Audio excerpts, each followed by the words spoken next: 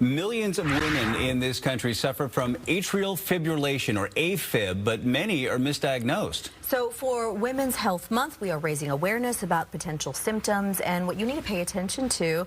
Dr. Oza and patient Kathy Foster joining us live this morning to explain the dangers of AFib and why women are often misdiagnosed. Good morning to you. Good morning. Good morning. So let's start with Dr. Oza. Can you explain what AFib is for viewers who may not know? So atrial fibrillation is the most common heart rhythm disorder in human beings. It affects about 6 million people in the United States. Symptoms can be as varied as palpitations or a feeling that the heart is racing, like a fish flopping around in your chest, shortness of breath, or it can be less obvious, such as just plain fatigue.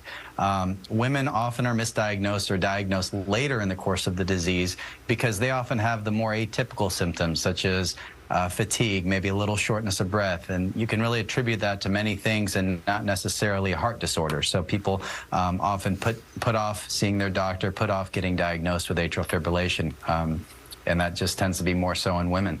So Kathy, what symptoms did you experience that caused you to seek medical attention? So for me, I went to lunch one day, and upon leaving, my heart just started racing, and I thought, well, I've just had a little bit too much tea to drink for lunch, and it subsided after a little bit, but my Apple Watch gave me a high heart rate notification, and so I already had a general cardiologist, so I made an appointment right away with him and was diagnosed with atrial fibrillation. Dr. Oza, what did you and Kathy decide on as for the best treatment for her AFib diagnosis? So initially, Kathy had some other medical conditions that she needed to have surgical treatment for. So we put her on some medications that can actually reduce the amount of AFib and reduce the symptoms of her AFib. And that worked somewhat well, but she really didn't get complete relief from that. So once she finished her medical procedures, we ended up going forward with an atrial fibrillation ablation. An atrial fibrillation ablation is a minimally invasive technique where you use a tiny, basically catheter that we insert through a vein in the leg, thread it up to the heart, and we can cauterize areas in the heart that are responsible for the atrial fibrillation. So we destroy that abnormal tissue. Once we're complete, we actually remove everything from the body. The patient has to lay flat for a few hours, and then they're able to get home.